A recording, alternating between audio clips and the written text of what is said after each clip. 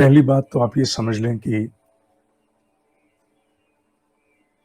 लौकिक स्तर पर गायत्री का जप क्यों करना चाहिए।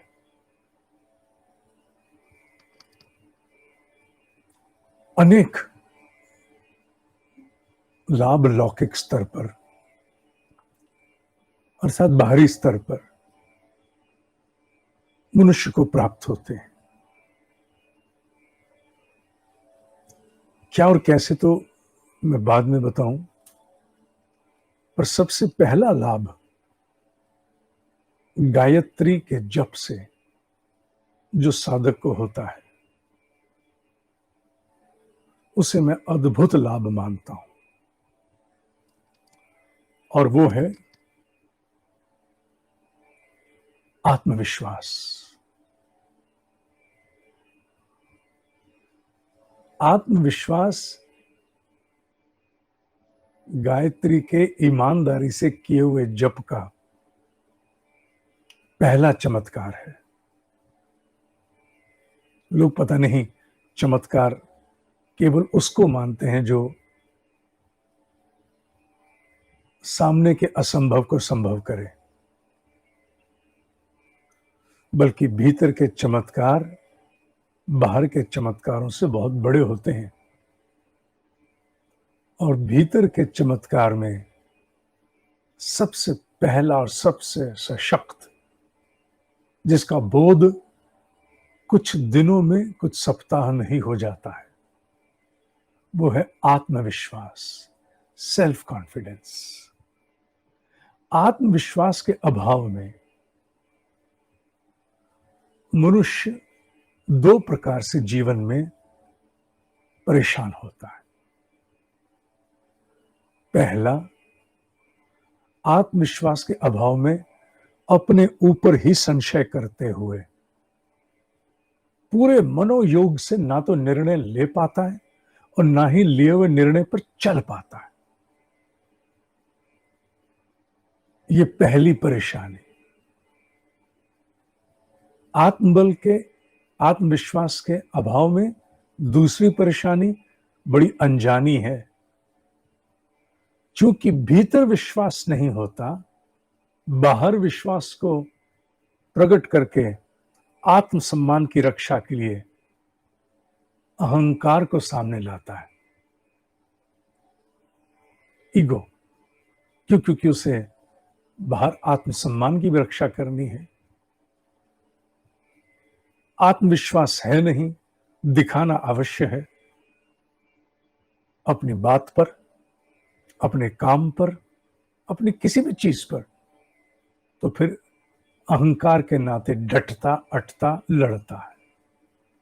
ये दो और फिर ये जो चक्र है, ये हजारों की बिरादरी परेशानियों की लेके आ जाता, जिनके नाम लेने की आवश्यकता नहीं। गायत्री के जप का सबसे पहला लाभ, जो कुछ ही सप्ताह में ईमानदारी से किए हुए जप के द्वारा चुपचाप भीतर ऊपर से अवतरित, ऊपर से माने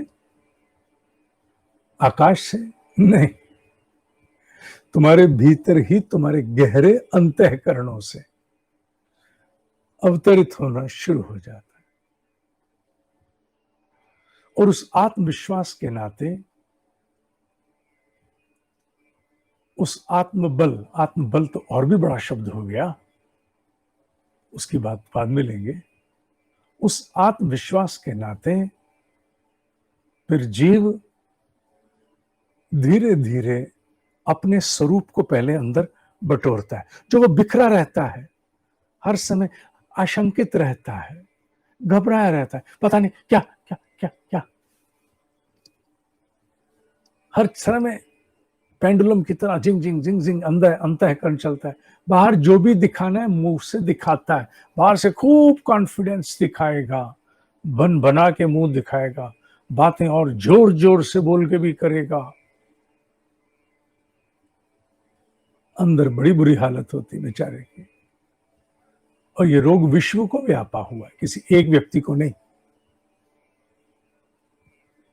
आत्मविश्वास का अभाव सबको किसी न किसी अंश में व्यापा हुआ है, पर जब उसके अंश बढ़ जाते हैं तो बहुत तंग करता है।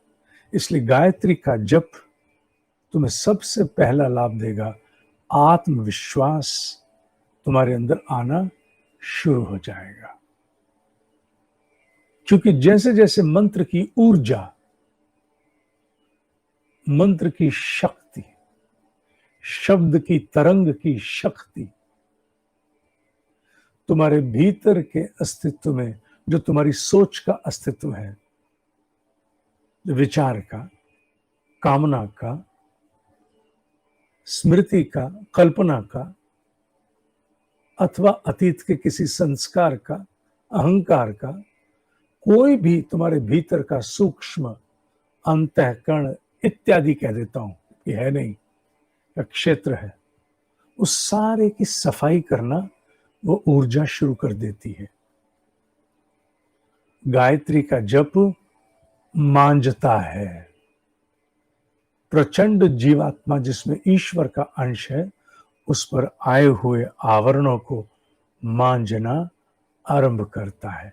जैसे ही शीशे की लालटेन के ऊपर के कालिख को हल्की सी उंगली से भी अगर चिकनाई ना भी हटा पाओ, चिकनाई तेल की भीतर के शीशे से अभी ना भी हटा पाओ, केवल ऊपर से ही उंगली चला दो तो पता चलता है कि हाँ, प्रकाश में फर्क तो पड़ा है। साफ नहीं हुआ पूरा, अभी चिकनाई है, कालिख और भी है, पर फर्क पड़ा है। वो पहला फर्क आत्मविश्वास है बेटा।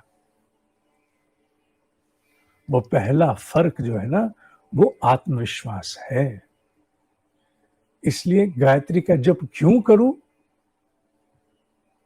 तो बाकी छोड़, और क्या मिलेगा क्या नहीं मिलेगा, मिलता है नहीं मिलता है, उसको छोड़। तो एक ही बात पकड़ ले, गायत्री के जप से आत्मविश्वास, सेल्फ कॉन्फिडेंस। बाहर की किसी क्रिया से भी सेल्फ कॉन्फिडेंस तुझे थोड़ी देर के लिए आएगा। कोयलों पर चलकर कितनी देर के लिए तुम्हें आत्मविश्वास आ सकता है? कोयलों पर चलाते हैं ना सेल्फ कॉन्फिडेंस के लिए, अभी आएगा। अगली कोई परिस्थिति कठोर आ गई तो उस विश्वास को हाँक के ले जाएगा, क्योंकि जो कुछ भी मन के स्तर पर टिकेगा वो टिकेगा नहीं, किसी न किसी परिस्थिति को, आने वाली कठिन परिस्थिति को बिक जाएगा। जो मन पे टिके वो बिके, किसी न किसी समय बिके। पर जो तुम्हारे मन को पार करके भीतर चला जाए वो टिके, स्थायी, स्थिर होगा। गायत्री का जप मांझता है भीतर जाने के लिए, इसलिए गायत्री के जप का प्रभाव करते रहो, टिकेगा। और मान लो कुछ समय पश्चात छोड़ते भी हो तो जहां स्थिति छूटी थी रहेगी। जब तक कि तुम अपनी ओर से कोई ऐसा कर्म आरंभ ना करो जो तुम्हें व्यथित, आंदोलित, द्रवित, क्रंदित, अस्थिर ना करे। ये तो अनुभव है, इसके लिए कोई प्रचार करने की, प्रसार करने की आवश्यकता ही नहीं है। इसके लिए किसी और चीज की आवश्यकता नहीं है। नीम कड़वी है कि मीठी, इसके लिए और कुछ आवश्यकता नहीं है। पत्ती मुंह पे रख, चख। जैसे पत्ती मुंह पे रख चख, वैसे गायत्री जप चख। कुछ सप्ताह तो करोगे, कुछ सप्ताह तो अवसर दोगे। इतना हिले रहते हो अंदर, उसे संभालने के लिए कुछ सप्ताह तो दोगे, कम से कम 10-12 सप्ताह तो दो। साल के 48 सप्ताह और पिछले गत वर्षों के 10 वर्षों के लगा लो तो 480 सप्ताह, उसमें से 10-12 तो दोगे भाई। ईमानदारी से जप करना गायत्री का। जप की विधि सरल है। नहा धो के बैठना, नीचे आसन लेके बैठना, कमर सीधी रखना, दोनों हाथ गोदी में रखना, माला कर सको तो सबसे उत्तम, जिधर सूर्य उगता है उधर मुंह करके बैठना। वो व्यवस्था ना भी हो सके तो कोई बात नहीं, नीचे जमीन पर नहीं बैठ सको तो आसन पलंग पे बिछा करके बैठ जाना। पवित्र अपवित्र का ध्यान अभी इतना मत करना। मान लो कोई व्यक्ति बैठे नहीं पाता तो पलंग नहीं तो सोफे पर बैठ जाओ आसन बिछा के। बैठने के उपरांत समय कौन सा हो, सूर्य उदय से 2 घंटे पहले से लेकर सूर्य अस्त के 1 घंटे बाद तक। सूर्य उदय से 1 घंटा पहले से लेकर सूर्य अस्त के 1 घंटे बाद तक बैठ जाओ। जल का पात्र लो छोटा सा, माला कर सको ठीक, नहीं माला करनी आती तो छोड़ दो माला, वैसे तो माला से अच्छा रहता है। जल का पात्र लिया, जल पहले लिया और अपने चारों तरफ छिड़क लिया और भाव किया किसका, नारायण का, विष्णु भगवान का। क्यों किया उनका भाव, सब मेरे तो भाव में नारायण नहीं आते, सूर्य आता है, अच्छा सूर्य आ जाएगा, प्रकाश आ जाएगा, ठीक है। नारायण क्यों कहा था, मेंटेनेंस डिपार्टमेंट ही उनके पास है, पालन करता है वो। पुंडरीकाक्ष मंत्र में भी यही कहते हैं। और छिड़कते समय एक भाव करना, साहब मुझे मंत्र नहीं आता, अरे मंत्र छोड़ भाई, तू भाव कर। भावहीन मंत्र करेगा तो किस काम का, किसी काम का नहीं, भाव कर। मैंने जो अपने ऊपर जल छिड़का, हे प्रकाश या हे नारायण, मुझे नहीं पता मैं किस अवस्था में बैठा हूं, मैं जिस किसी अवस्था में भी बैठा हूं, मेरा विचार कहां था कहां नहीं, कहां भटकेगा, मेरी कल्पना कहां थी कहां नहीं, कहां भटकेगी, मेरी कामना कहां थी कहां है भटकेगी, शरीर में कल रात को खाया हुआ भक्ष अभक्ष पता नहीं क्या विद्रोह कर रहा है, मुझे नहीं पता, आप संभालो, हैंड ओवर करो। Total surrender, total surrender, total surrender, total surrender, ये टोटल सरेंडर करना है। ये टोटल सरेंडर जो करोगे, पूर्ण समर्पण नारायण को अथवा प्रकाश को। नारायण को कहते हैं ओम अपवित्रः पवित्रो वा सर्वावस्थां गत्योऽपि वा यह समरेत पुंडरीकाक्षम, कमल के नयन वाले नारायण, आके मुझे पवित्र कर दो, बस ये भाव करना है तुमने। और उसके बाद पूरी ईमानदारी से रोज बैठ के कमर सीधी करके, कपड़े तो सहज होंगे ही, धुले हुए होंगे ही, या जप के लिए अलग रख देना सहज कपड़े, और माला है तो बस, आती है करनी तो बहुत बढ़िया, नहीं आती करनी तो टाइम से करो, टाइमर से, टाइमर लगा के ऑन किया, मोबाइल्स में है ना, मोबाइल को एरोप्लेन मोड पे कर लो वरना बीच में तंग करेगा, टाइमर लगाया और जप शुरू। और जप कैसे, ना होठ हिले, ना दांत हिले, ना जीभ हिले, क्यों, क्योंकि शब्द का निर्माण ये सारे मिलके करते हैं ना, मैं बोल रहा हूं, होठ हिल रहे हैं, दांत हिल रहे हैं, जीभ हिल करके तालू पर जा रही है, तभी तो गले से आवाज आ रही है, ये सब नहीं करना।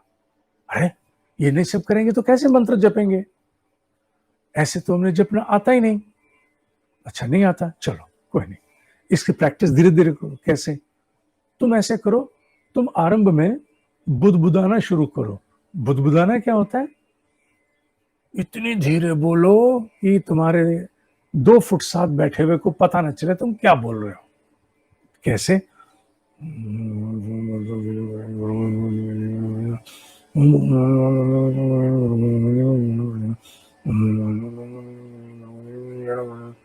देखा, bull bull bull bull bull हो रही है बट किसी को पता नहीं चल रहा, ठीक है, ऐसे शुरू कर लो। तो क्या यही जप है, नहीं, जप अभी ये नहीं है, अभी ये जप नहीं है, पर जप की तरफ जाने वाला पहला कदम उठ गया। अगला कदम क्या उठाएंगे, अगला कदम उठाएंगे हम होठ को बंद करके और अंदर जीभ नचाते बोलेंगे। कुछ दिन के बाद, 1-2 दिन के बाद प्रैक्टिस हो जाए ना, पहले practice makes a man perfect, अभ्यास अभ्यास अभ्यास, नहीं होंठ बंद और इस तरह से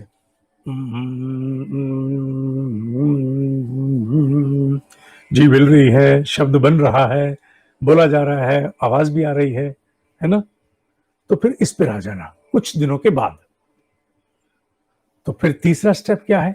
तीसरा, अब तुम छलांग लगा के जप में जाओगे। पहला क्या था? दूसरा क्या था? तीसरा, अब इनमें से कोई नहीं हिलेगा, आवाज भी नहीं आएगी, जीभ फ्लैट, होंठ बंद, दांत एक के ऊपर एक या ऊपर नीचे ओवरलैप, दांत ओवरलैप, होंठ फ्लैप बंद, जीभ फ्लैट, चिपकी हुई तालू से, गला बंद। अब कहां होगा मंत्र? अब कपाल में होगा मंत्र। ओम का गुंजन कराता हूं ना तुम्हें कपाल में, इसी तरह से मन ही मन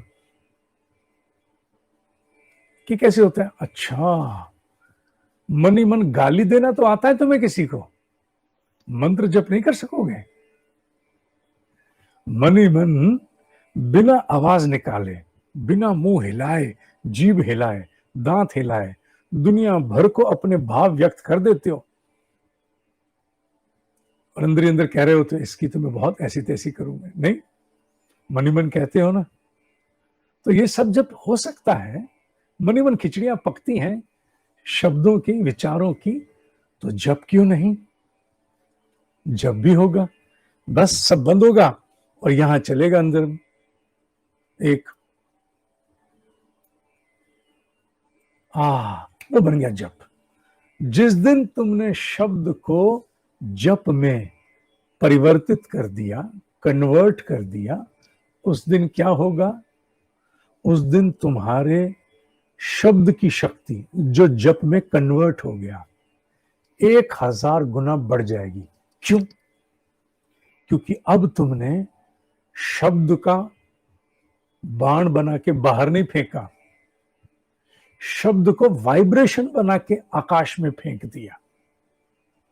मैं जो बोल रहा हूं ये माइक्रोफोन सुनता है। अगर माइक्रोफोन नहीं हो तो कौन सुनेगा? ज्यादा से ज्यादा यहां कमरे में बैठे लोग सुनेंगे। अगर मैं लाउड स्पीकर लगाऊंगा, जहां लाउड स्पीकर वो सुनेगा, और मैं रेडियो स्टेशन चला जाऊं तो फिर पता नहीं दुनिया कहां कहां सुनेगी। क्यों? क्योंकि वहां शब्द को संकेतों में हमने परिवर्तित कर दिया।